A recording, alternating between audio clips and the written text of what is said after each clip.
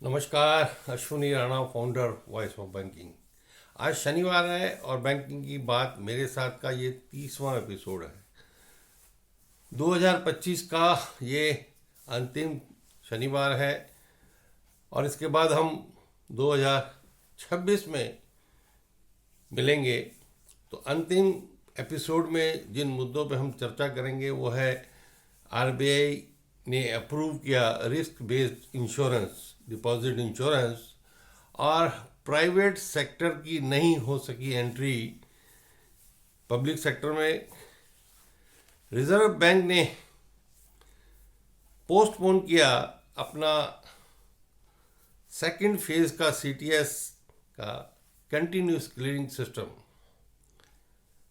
और state bank के ऊपर एक आरटीआई में सामने आया कि पिछले 1 जनवरी 2024 से 31 अक्टूबर 2025 तक 22 महीनों में लगभग 16,000 केसेस हुए साइबर फ्रॉड और ऑनलाइन फ्रॉड। और एक बार फिर आईबीए और यूएफबीयू में होने वाली मीटिंग, जो कंसिलिएशन मीटिंग होनी थी लेबर कमिश्नर के साथ, उसको टाल दिया गया है। तो इन पांचों मुद्दों पर बात करते हैं, शुरू करते हैं आज का ये एपिसोड।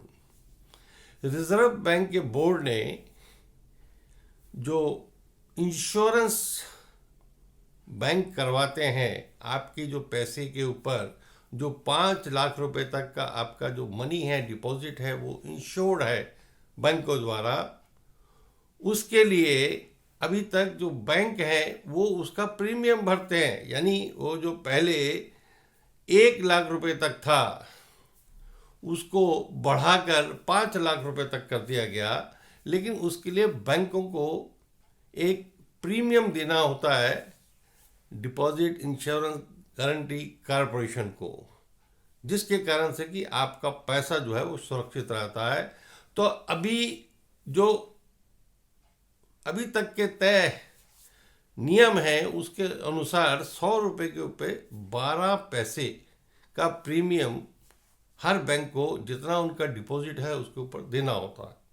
लेकिन रिजर्व बैंक ने कहा कि सभी बैंकों के ऊपर एक जैसा ये प्रीमियम क्यों लगाया जाए। बैंकों के रिस्क के आधार पर, बैंकों की क्रेडिबिलिटी के आधार पर इस प्रीमियम को डिसाइड करना चाहिए, और वैसा उन्होंने तय कर दिया है कि आगे से जो बैंक प्रीमियम देंगे, रिजर्व बैंक तय करेगा कि ये बैंक रिस्क में कहाँ खड़ा होता है, इसको 12 पैसे देना है, और जो रिस्क में जिसकी पैरामीटर्स ठीक हैं उसको 10 पैसे देना है। तो इस प्रकार का निर्णय रिजर्व बैंक ने लिया है। उससे बैंकों को एक बहुत बड़ी राहत मिलेगी, क्योंकि बहुत बड़ा पैसा जो है प्रीमियम के रूप में बैंकों को देना होता है। इसके साथ ही अगर रिजर्व बैंक और सरकार इंडिविजुअल कस्टमर के लिए भी ये कर देती कि वो 5 लाख रुपए से ज़्यादा का जो उनका मनी है, जो पैसा है, डिपॉजिट है, उसके ऊपर वो अपना प्रीमियम पे करके अपने पैसे की सुरक्षा कर पाते, लेकिन ऐसा हुआ नहीं है। अब देखते हैं कि सरकार बजट में इसके ऊपर कुछ लाती है कि नहीं। लेकिन फिलहाल बैंकों को, जो बैंक सुरक्षित हैं, जिनका रिस्क का फैक्टर कम है, पैरामीटर अच्छे हैं, उनको एक बहुत बड़ी इसमें राहत मिलती हुई दिखते हैं।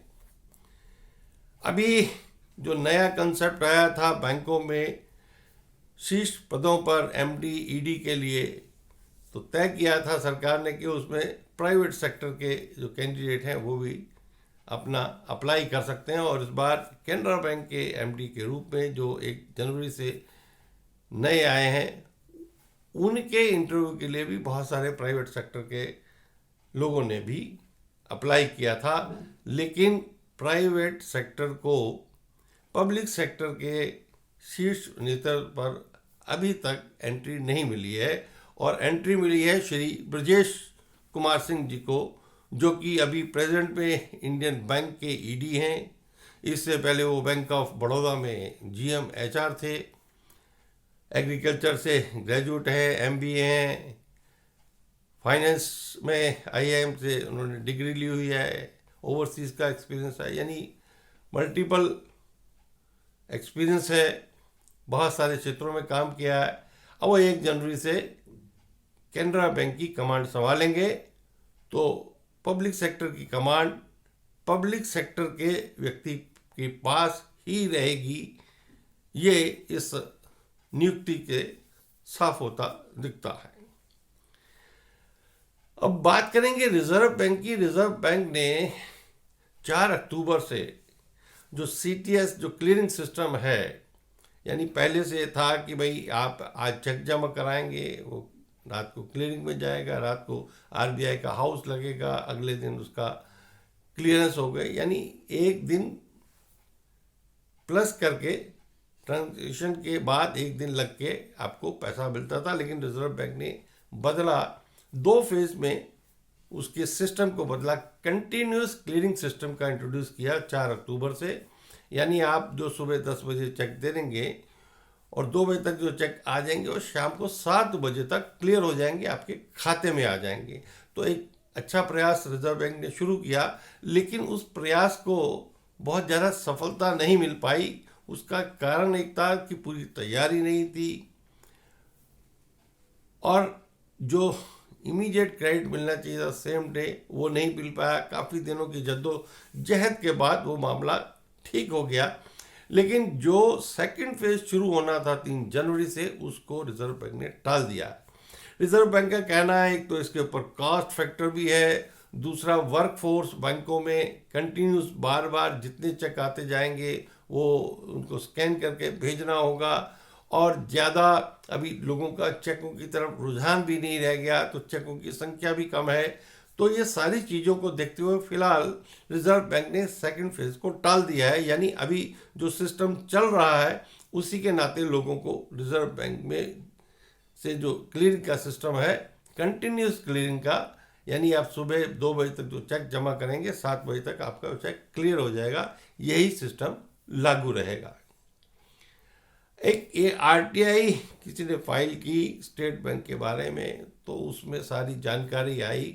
1 जनवरी 2024 से लेकर 3 अक्टूबर तक 25 तक 22 महीनों में लगभग 15,956 साइबर फ्रॉड के केसेस सामने आए।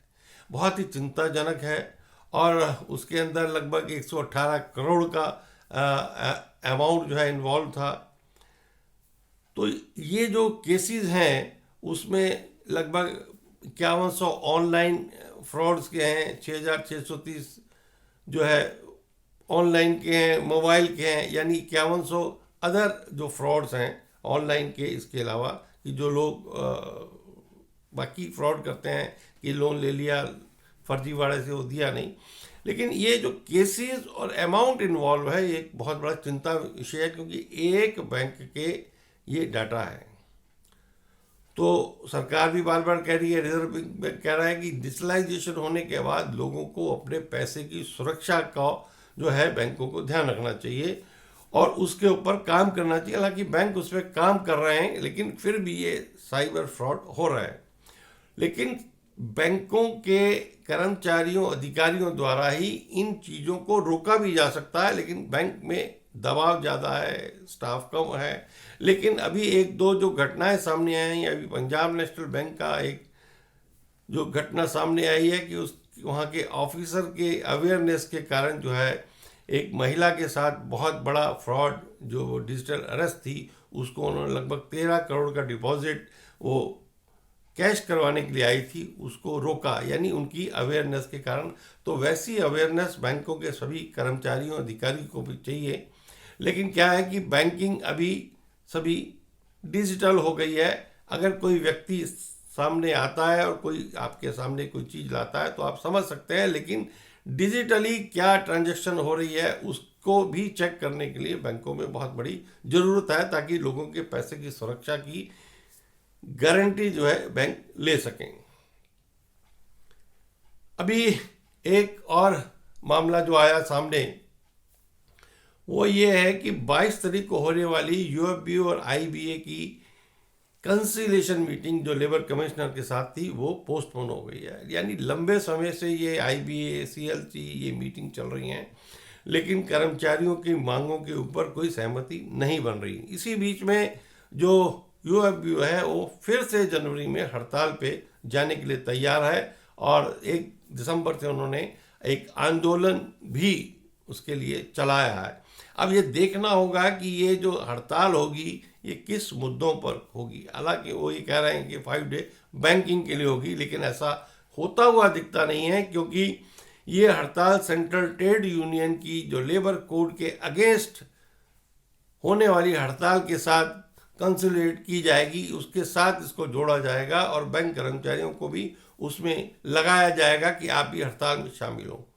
वहीं लेबर मिनिस्ट्री ने जो बैंकिंग है उसको पब्लिक यूटिलिटी सर्विसेज में 6 महीने के लिए और एक्सटेंड किया है। यानी लगभग हर 6 महीने बाद वो इस तरह का जो है नोटिफिकेशन निकालते रहते हैं। लेकिन कुछ लोगों को कहना है क्योंकि जनवरी में हड़ताल होने वाली है तो इसलिए ये ऐसा नोटिफिकेशन आया, ऐसा नहीं है।